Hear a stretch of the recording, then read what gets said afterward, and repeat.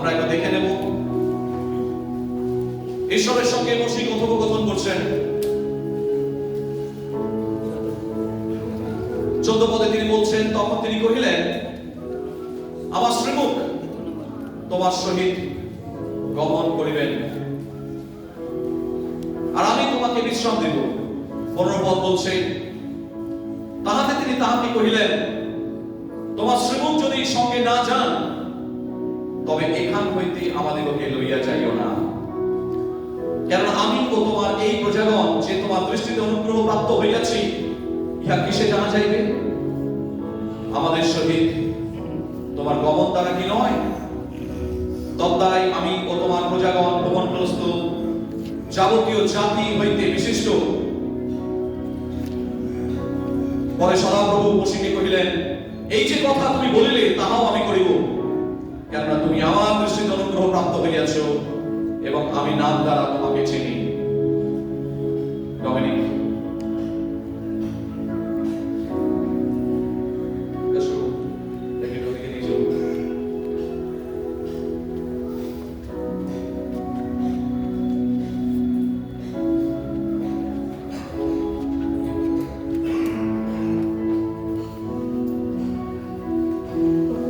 সেখানে বলছে, কেননা তুমি আমার দৃষ্টিতে অনুগ্রহ প্রাপ্ত হইয়াছ এবং আমি নাম দ্বারা তোমাকে জানি। আজকে ঈশ্বরের বাক্য আমাদের কাছে কি কথা বলছেন? যাত্রাপুস্তক 33:15 থেকে 17। প্রথম বিষয়, ঈশ্বর মোশের মধ্য দিয়ে বলার চেষ্টা করছেন।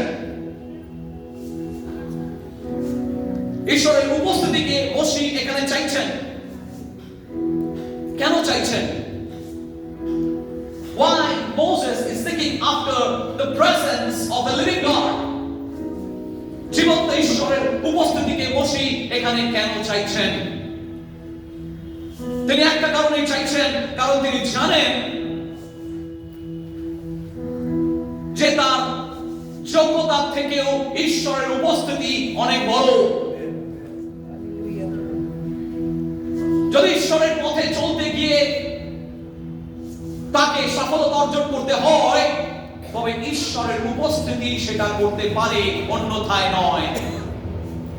সেই কারণেই মোশে ডিক্লেয়ার করছেন ইসরায়েলের কাছে যে যদি ঈশ্বরের উপস্থিতি সেই ইসরায়েলের সহবর্তী না হয়, না থাকে, no amount of degrees, no amount of skills and proficiencies will enable them to succeed.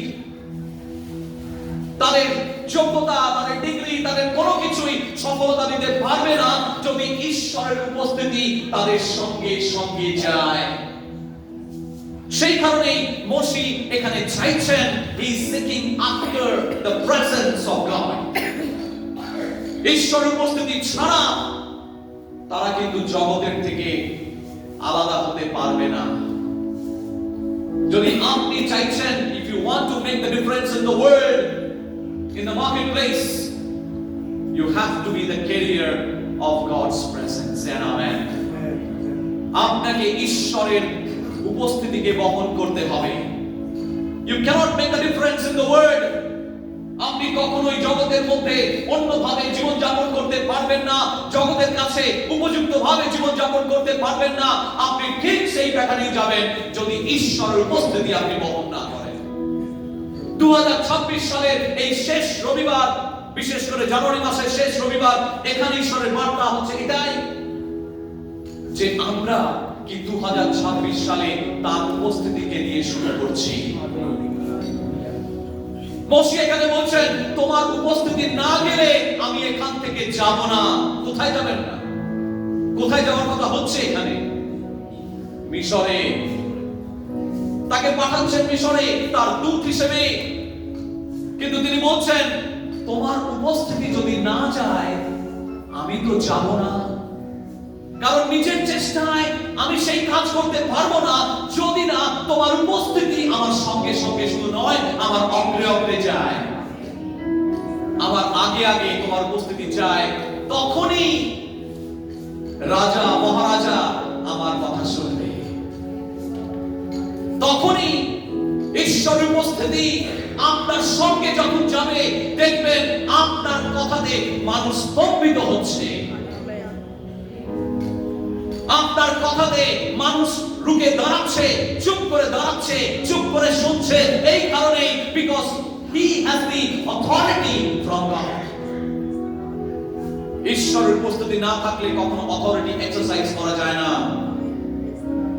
ঈশ্বরের উপস্থিতি আপনাকে সেই অথরিটি দেয়, যে অথরিটি দিয়ে আপনি মানুষকে বলতে পারেন। জগতের সঙ্গে জগতের জ্ঞানীগুণী বহু মানুষ রয়েছে, যখন সেই জগতের জ্ঞানীগুণী মানুষদের সামনে আপনি দাঁড়াবেন,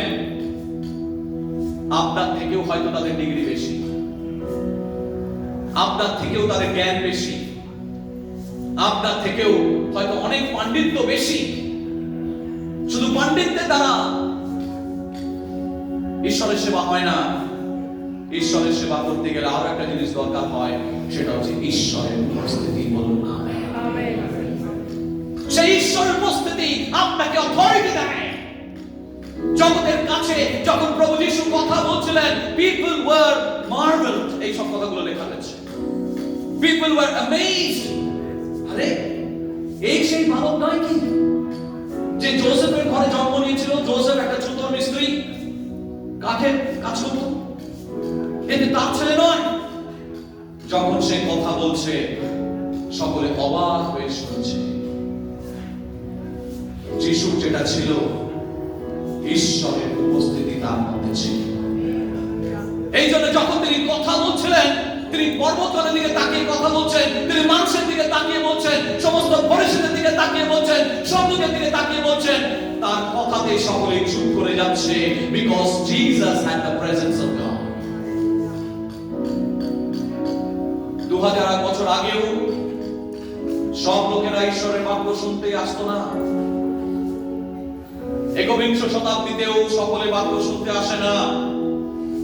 কেউ আসে কিছু পেতে, কেউ এসেছিল যিশুকে কিছু জানতে, কেউ এসেছিল সমালোচনা করতে, কেউ এসেছিল তার কি খুঁত খুঁজে বার করা যায় সেটাকে জানতে, কেউ এসেছিল তাকে আক্রমণ করতে, কেউ এসেছিল সমস্ত রকম বিভিন্ন ধরনের উদ্দেশ্য নিয়ে যিশুর কাছে। সে সময় এসেছিল, এখনো আসে।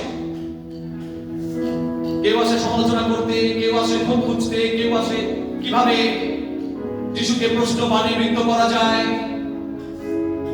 কি করে তাকে একটা সমস্যার মধ্যে ফেলে দেওয়া যায়। তখনও ছিল। বাইবেলে সমস্ত কিছু লেখা আছে। যার চোখ আছে, যার কান আছে, সে শুনুক এবং দেখুক। অতএব বাইবেল যুগে যুগে এজন্যই সত্য, কারণ বাইবেল সবসময় addresses the sinful nature of man. মানুষের পাপপূর্ণ স্বভাবের প্রতি সবসময় অ্যাড্রেস করে। সেই কারণে যুগের পর যুগ, generation after generation, Bible is applicable to everyone in the world. সকলের কাছে বাইবেল সেজন্যই উপযুক্ত বাক্য। সেই কারণে মোশে এখানে বলছেন যে যতক্ষণ না পর্যন্ত তোমার উপস্থিতি আমার সঙ্গে যাচ্ছে, আমি এখান থেকে এক পা নড়ব না। আপনি যখন 2026 সালে পা বাড়াচ্ছেন, ফেব্রুয়ারি মাসের দিকে, মনে রাখবেন, প্রভুকে বলবেন, প্রভু আমি তোমার উপস্থিতি ছাড়া এক চুল নড়ব না। প্রভু তোমার উপস্থিতি চাই, তোমার উপস্থিতি আমাকে গাইড করবে, তোমার উপস্থিতি আমাকে সমস্ত রকম বন্ধ থেকে বাঁচিয়ে রাখবে, রক্ষা করবে, ধারণ করবে, বহন করবে তোমার উপস্থিতি।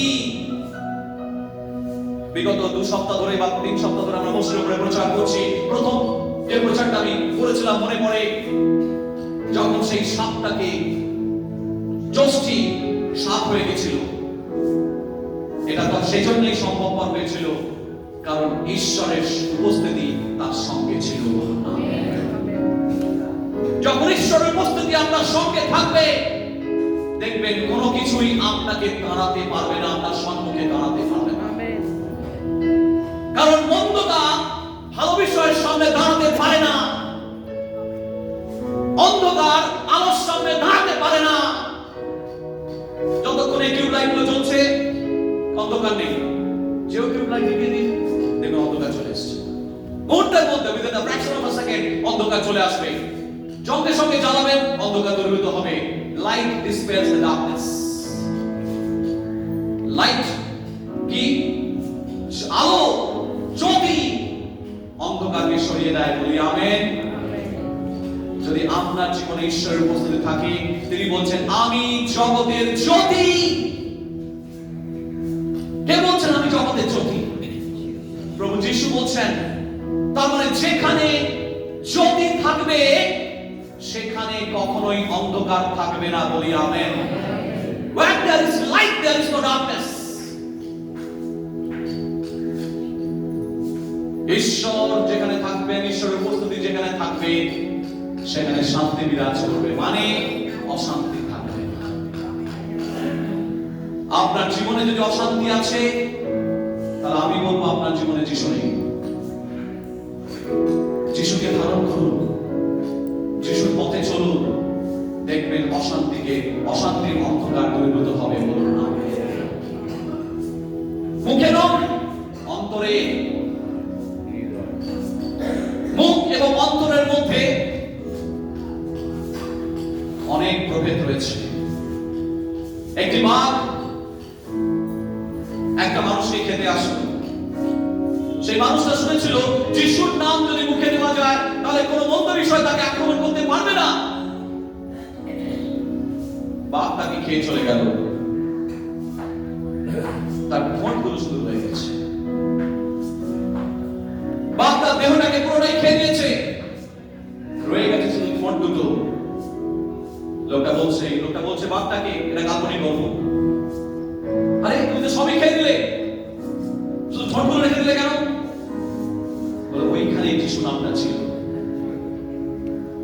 যিশু নামটা শুধু ঠোঁটেই রয়ে গেছে, অন্তরে প্রবেশ করে। সেই কারণে বাঘ পুরোটাই খেয়ে নিয়েছে, ঠোঁটটা তো শুধু বেঁচে নিয়েছে। আমাদের অবস্থা তা না হোক, 2026 সালে যে কোনো পরিস্থিতির মধ্যে ঈশ্বর আমাদের অগ্রে চলবেন।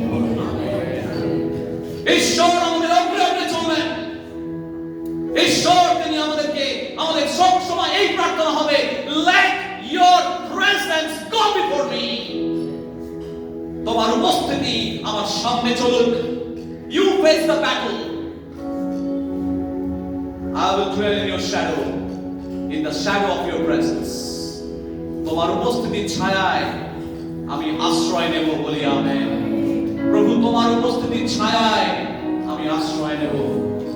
বিরাট বটগাছ দেখবেন যখন থাকে, সেই বটগাছের নিচে যখন আপনি আসেন, সূর্যের প্রখর উত্তাপ আপনাকে স্পর্শ করতে পারে না।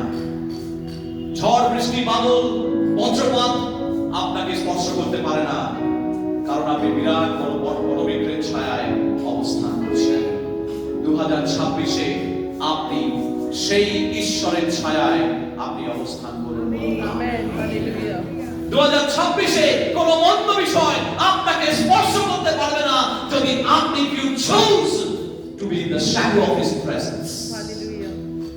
যদি আপনি তার উপস্থিতির সেই ছায়ার মধ্যে আশ্রয় নেবার পরিকল্পনা করেন, let me tell you and let me assure you, যে কোন মন্দ আপনাকে স্পর্শ করতে পারবে না। কিন্তু আপনাকে সিদ্ধান্ত নিতে হবে 2026-এ, প্রভু আমি কোন মন্দ বিষয়ের মধ্যে যাব না। আমি তোমার উপস্থিতির মধ্যে থাকবো। উপস্থিতির মধ্যে থাকা মানে ঈশ্বরের পরিকল্পনার মধ্যে থাকা। ঈশ্বরের উপস্থিতির মধ্যে থাকা মানে ঈশ্বরের সুরক্ষার মধ্যে থাকা। ঈশ্বরের উপস্থিতির মধ্যে থাকা মানে ঈশ্বরের যোগানদানকারী হস্তের মধ্যে থাকা। ঈশ্বরের উপস্থিতির মধ্যে থাকা মানে সব সময় নিরাপদ আশ্রয়ে থাকা। সমস্ত কিছু থেকে তিনি আপনাকে রক্ষা করবেন।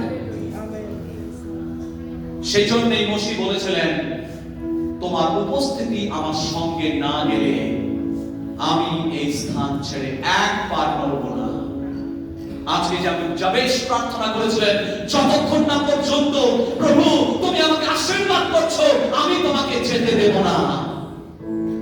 ইংরেজিতে বলা হয় অনেক সময় it was a debilitating encounter. জাবেশের সঙ্গে লড়াই চলছে, মল্লযুদ্ধ চলছে।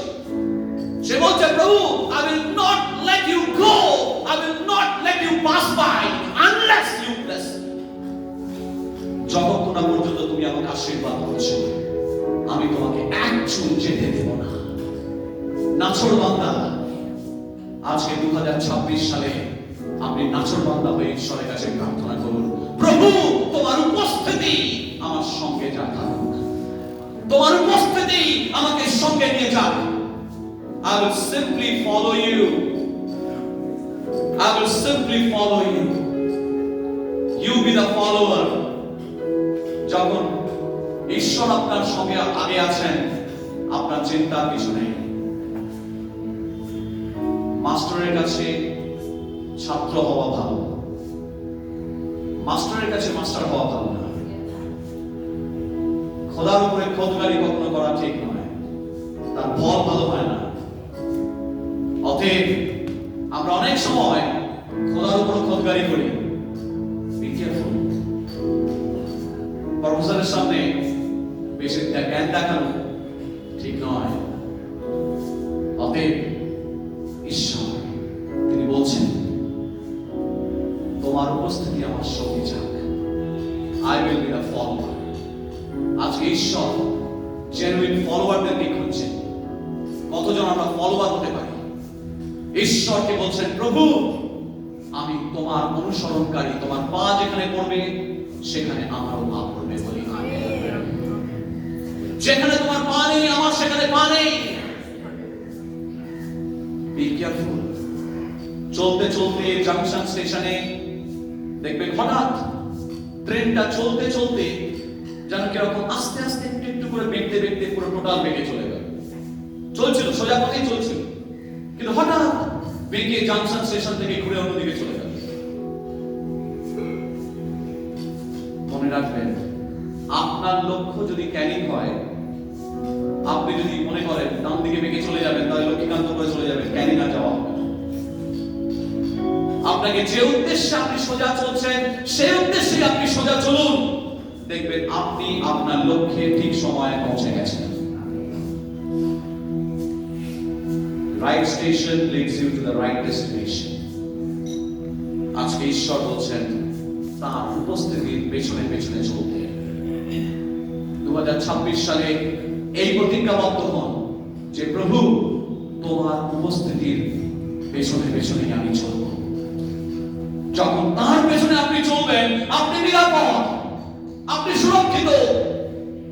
আপনার সমস্ত যোগানদানকারী হস্ত তিনি আপনাকে যোগাবেন, কারণ আপনি তার পিছনে রয়েছেন। বলুন আমেন। আজকে শপথ গ্রহণ করতে হবে, প্রভু আমি তোমার পিছনে থাকবো, আমি তোমার উপস্থিতির পিছনে থাকবো। 2 নম্বর, ঈশ্বরের অনুগ্রহ, ঈশ্বরের বিশেষ আনুকূল্য নেমে আসে তার অনুগ্রহের কারণে। আপনি সেটা দাবি করতে পারেন না। মোসের সঙ্গে ঈশ্বরের একটা ঘনিষ্ঠ সম্পর্ক ছিল। এই অনুগ্রহটা ঈশ্বরের সঙ্গে আপনার সম্পর্ক থেকে বেরিয়ে আসে। বলুন আমেন। সম্পর্ক ব্যতিরেকে আমরা কিছু করতে পারি না। হঠাৎ করে কেউ যদি আসে এসে বলে, দাদা আপনি 500 টাকা দেবেন, আমি কি দিয়ে দেবো? আপনি কি দিয়ে দেবেন? চিনি না, জানি না, হঠাৎ কেন বলুন, কেন সে চাইছে, এসব প্রশ্নগুলো তখন উঠে আসে। কিন্তু সেই ব্যক্তি যদি সম্পর্কের মধ্যে প্রবেশ করে, গভীর সম্পর্কের মধ্যে প্রবেশ করে, তখন আপনি ভাববেন তার কথা। সে অসুবিধায় পড়েছে, হয়তো আপনার কাছে নেই, কিন্তু আমি ধার করেও হয়তো অনেক সময় টাকা আমরা দিয়ে থাকি। দিই না? কেন দিই?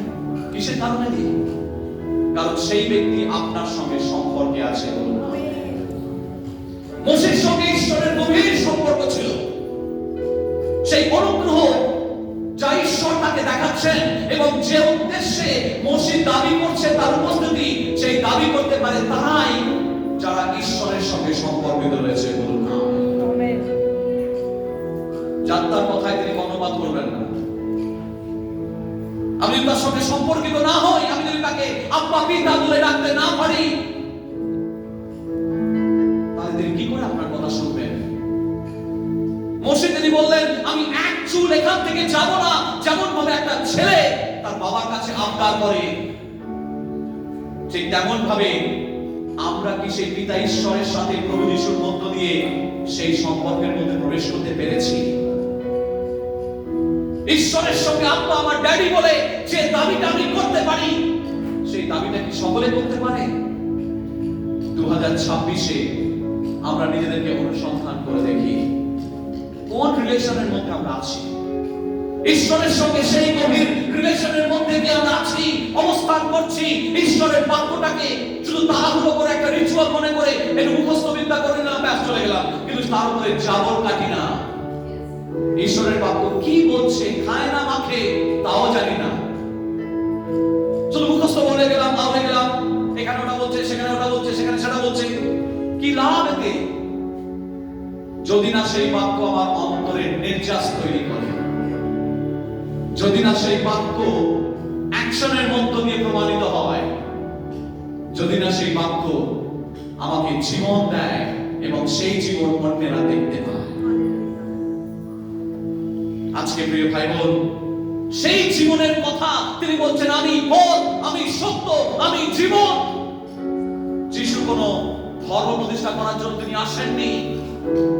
আর আমরা যারা হিন্দু পরিবার থেকে এসেছি হঠাৎ করে চলে আসেনি, যদি না ঈশ্বর তিনি আমাদেরকে স্পর্শ করে থাকেন, আমাদের জীবনে তিনি স্পর্শ করেছেন, তার উপস্থিতি আমরা দেখেছি, তার ক্ষমতা আমরা দেখেছি, সেই কারণে আমরা এসেছি। আজকে ঈশ্বর তিনি বলছেন যে তার উপরে তিনি ফেভার করেন, তার উপরেই তিনি অনুগ্রহ দেন, যার সঙ্গে তার সম্পর্ক রয়েছে। 2026 সাল যেন আপনার সঙ্গে তার সম্পর্ক গড়ে ওঠে। 2026 সালে যেন তার সঙ্গে আপনার গভীর সম্পর্ক গড়ে ওঠে। তার সঙ্গে গভীর সম্পর্ক গড়ে উঠলেই দেখবেন আপনার জীবনে ফল ঘটছে। ফলের জন্য চিন্তা করবেন না, যেখানে রুট সেখানে ফ্রুট থাকবে। বলুন, যেখানে রুট সেইখানেই ফ্রুট। আমি বলবো যেখানে রুট, আপনারা বলবেন সেখানে ফ্রুট। ঠিক আছে? যেখানে রুট, যেখানে রুট, যেখানে রুট, মনে রাখবেন, যেখানে রুট সেইখানেই ফ্রুট। মাটির গভীরে যদি শিকড় যায়, ফল তো ফলাবে, শুধু সময়ের অপেক্ষা, ফল ফলাবে। আজকে যদি আপনার জীবনে ফলবন্ত হতে হয়, সেই আত্মার ফলগুলো, গালাতীয় 5:22 ফলগুলো যদি অন্যেরা দেখতে পায়, কখন দেখবে? তখনই দেখবে যখন আপনার জীবনে রুট রয়েছে। আজকে প্রিয় ভাই বোন, সেই রুটের মধ্যে আমরা বদ্ধমূল হই, সেই রুটগুলোর মধ্যে আমরা বদ্ধমূল হই, সেই সম্পর্কের মধ্যে আমরা বদ্ধমূল হই।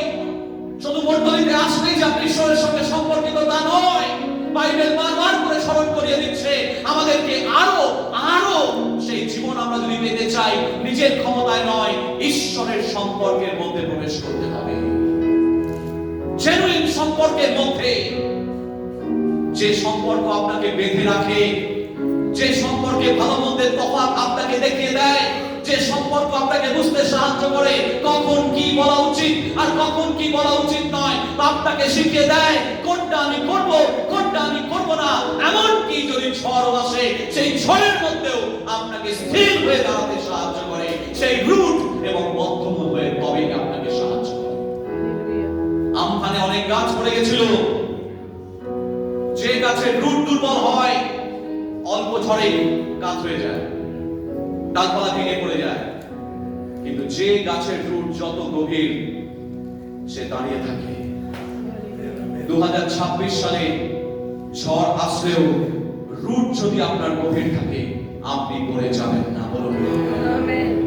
আপনি পড়ে যাবেন না। বলুন আমেন। ঈশ্বরের প্রেম, প্রেমেতে যখন আপনি বদ্ধমূল হবেন, কোনো কিছু আপনাকে ভাঙতে পারবে না, কোনো কিছু আপনাকে আপরুট করতে পারবে না, কারণ আপনি জানেন আপনি তার উপরে বদ্ধমূল রয়েছেন। মসি জানতেন সেই উপস্থিতির গুরুত্বটা কি, হিন্দিতে বলে মুসা। তিনি জানতেন যে ঈশ্বরের প্রেমের গুরুত্বটা কোথায়, সেই কারণে তিনি প্রার্থনা করেছিলেন, তোমার উপস্থিতি আমার সঙ্গে যাক, তোমার উপস্থিতি আমার অগ্রে যাক, আগে আগে যাক, আমি তোমার পেছনে চলব। দ্বিতীয়ত আমরা দেখলাম ঈশ্বর আর মসির গভীর সম্পর্ক থেকে সেই অনুগ্রহ মসির উপরে নেমে এসেছিল। 2026 সালে আমরা প্রতিজ্ঞাবদ্ধ হই, প্রভু আমি তোমার সম্পর্কের মধ্যে গভীরভাবে প্রবেশ করতে চাই, তোমার সম্পর্কের মধ্যে গভীরভাবে প্রবেশ করতে চাই। 3 নম্বর, যখন দেখবেন গভীর সম্পর্কের মধ্যে প্রবেশ করেছেন, আপনাকে তিনি ইনফ্লুয়েন্স হিসেবে ব্যবহার করবেন। মসির সঙ্গে যে ঈশ্বর ছিল তার প্রমাণ আপনি পেয়েছেন, হ্যাঁ কি না? কি করে পেলেন? কারণ বাক্যে লেখা আছে রাজা তার সঙ্গে চ্যালেঞ্জ করছেন এবং উনি রাজার কাছে গিয়ে চ্যালেঞ্জ ছুড়ে দিচ্ছেন এবং সেখানে বলছেন, লেট মাই পিপল গো, আমার লোকেদেরকে তুমি ছেড়ে দাও, ইসরায়েল জাতিকে তুমি ছেড়ে দাও। ইসরায়েল জাতিকে ছাড়ার মানে বলছেন, ইসরায়েল জাতিকে ছাড়ার মানে হচ্ছে এটাই, রাজা তোমাকে আমি চ্যালেঞ্জ করছি, তোমাকে আমি চ্যালেঞ্জ করছি। চিন্তা করুন, তার এই রাজপ্রাসাদে ঢুকে তার সভাসদরা, তার মন্ত্রী পরিষদ ওখানে বসে রয়েছে, তার এই জাদুকরেরা ওখানে বসে রয়েছে, তার এই সৈন্য সামন্ত বসে রয়েছে, আর তাকে গিয়েই বলছে আপনি এদেরকে ছেড়ে দিন। সদাপ্রভীশ্বর বলছেন, সোজাসুজি তাকে চ্যালেঞ্জ করে বসলো। এই চ্যালেঞ্জ করার ক্ষমতা একমাত্র তাদেরই থাকে যারা ঈশ্বরের সঙ্গে গভীর সম্পর্কের সঙ্গে যুক্ত থাকে। কারণ তারা জানে তাদের নিজেদের ইচ্ছায় কথা তারা বলছে না, তারা বলছে ঈশ্বরের শক্তিতে। ইনফ্লুয়েন্স ঈশ্বর দেন, করুন আমেন। আপনার পরিবারের সাথে হয়তো কথা বলছেন, আপনি হয়তো কোনো বিষয় নিয়ে কোনো বন্ধুর সঙ্গে কথা বলছেন, আপনার মুখ থেকে ঈশ্বর এমন বাক্য দেবেন, সেই বাক্যের মধ্য দিয়ে সেই বন্ধু পরিবর্তন হয়ে গেল, সেই বাক্যের মধ্য দিয়ে আপনার পরিবারের লোকেরা পাল্টে গেল, সেই বাক্যের মধ্য দিয়ে আপনার চেনা পরিচিত পাল্টে গেল। কারণ আপনাকে তিনি ইনফ্লুয়েন্স দিচ্ছেন, কারণ তার উপস্থিতি আপনার সঙ্গে রয়েছে। আপনাকে ঝগড়া করতে হবে না, আপনাকে লড়াই করতে হবে না, কিন্তু তার ইনফ্লুয়েন্স তিনি আপনাকে দেবেন। তার ইনফ্লুয়েন্স মসিকে যেমন তিনি দিয়েছিলেন 2026 সালে। বলুন যে প্রভু তুমি আমাকে সেই ইনফ্লুয়েন্স দাও, সেই প্রভাব দাও, সেই ক্ষমতা দাও, যেন মানুষের কাছে আমি কথা বলতে পারি, যেন আমি মানুষকে বলতে পারি এবং মানুষ যেন সেটা বিশ্বাস করে। আমি যখন কথা বলি প্রভু, সেই কথার দ্বারা যেন মানুষের হৃদয় আমি জয় করতে পারি। 4 নম্বর, ঈশ্বরের উপস্থিতি আমাদের জীবনে ভীষণভাবে দরকার। কারণ ঈশ্বরের উপস্থিতি যখন নিয়ে যায় আমাদেরকে, তখন শুধু ডিরেকশন নয়, শুধু ডিরেকশন হয়ে কাজ করে না। এটা বলতে গিয়ে আমার মনে পড়ে যাচ্ছে সেই যোহন লিখিত সুসমাচারের শেষ অধ্যায় 21 অধ্যায়ের কথা। সেখানে কি লেখা আছে? যোহন সারা রাত মাছ ধরল। যোহন সাধারণ ব্যক্তি ছিলেন না, তিনি কে ছিলেন? ছেলে মাঝি, মানে সে মাছ ধরায় পটু, এক্সপার্ট মাছ ধরায়। মাছ ধরছে, সারা রাত মাছ ধরছে, কিন্তু মাছ ধরে সারা রাত মাছ ধরে কোনো মাছই পেল না। গালিল সাগরটা এখন তো ফেসবুকে পরিষ্কার দেখা যায়, অনেক বড়। সেই গালিল সাগরে এখন বড় বড় সব হোটেল হয়ে গেছে, চারপাশে মেরিন বিচের মধ্যে একটা সুন্দর রাস্তা হয়ে গেছে, ঘু করে সব গাড়ি যায়, বড় বড় হোটেল হয়ে গেছে। আমি চিন্তা করি যখন দেখি ওগুলো খুব ভালো লাগে আমার। যাই হোক, এইবারে সেই সময় 2000 বছর আগে যখন সারা রাত ধরে তাদের লোকজনের সাথে মাছ ধরত, তখনকার দিনে তাদের একটা নিজস্ব ট্রলার ছিল, মানে ট্রলার ইন দ্য সেন্স তখনকার দিনে বড় নৌকা। সেই তখনকার দিনে ট্রলার মানে তারা মাছ ধরায় যথেষ্ট ব্যবসাতে প্রতিপত্তি আছে, তবে গিয়ে নিজস্ব অত বড় নৌকা থাকতে পারে। সেই ট্রলারে সারা রাত তারা মাছ ধরেছে, একটাও মাছ পায়নি। প্রভু যিশু আবার বললেন সকালে, চলো আমি যেখানে দেখাচ্ছি সেইখানে চলো। তারা নিজেদের চেষ্টায় অনেক চেষ্টা করেছে, কিন্তু একটাও মাছ তারা খুঁজে পেল না। কিন্তু প্রভু যিশু তাদেরকে দেখালেন, চলো যেইখানে আমি দেখাই। মশিকেও তিনি বলেছেন, আব্রাহামকে তিনি বলেছিলেন যে আমি যে দেশ দেখাই সেই দেশে চলো।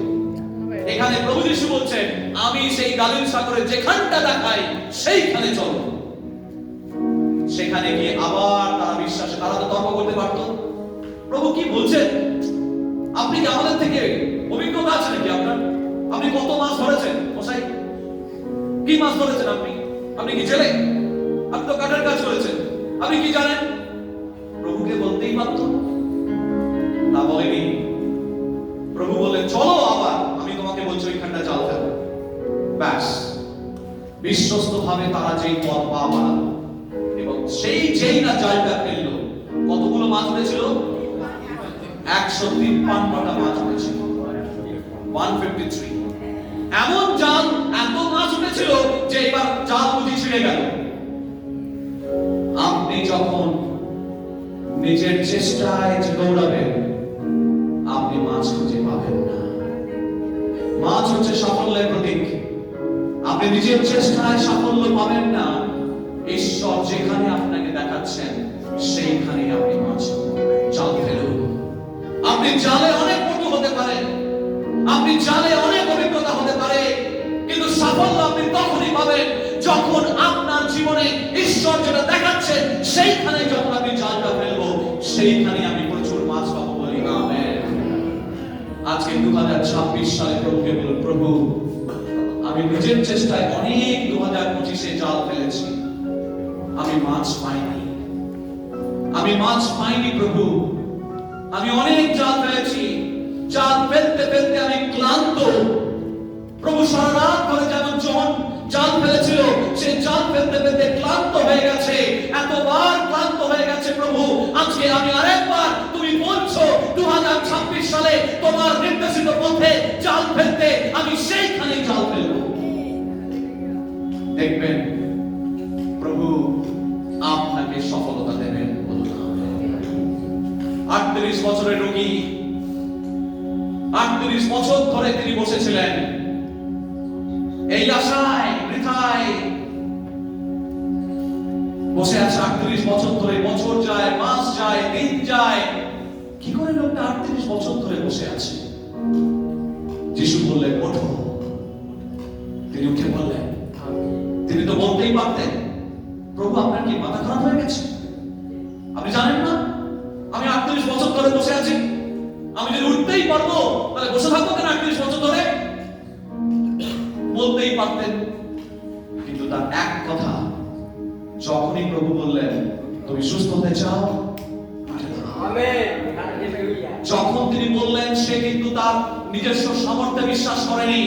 সে কিন্তু জানতো যে তার সামর্থ্য নেই উঠে দাঁড়ানোর, কিন্তু ঈশ্বরের বাক্যকে আঁকড়ে ধরেছিল, ঈশ্বরের বাক্যের উপরে বিশ্বাস করেছিল, আর সেই বিশ্বাসেই সে উঠে দাঁড়াতে পেরেছিল।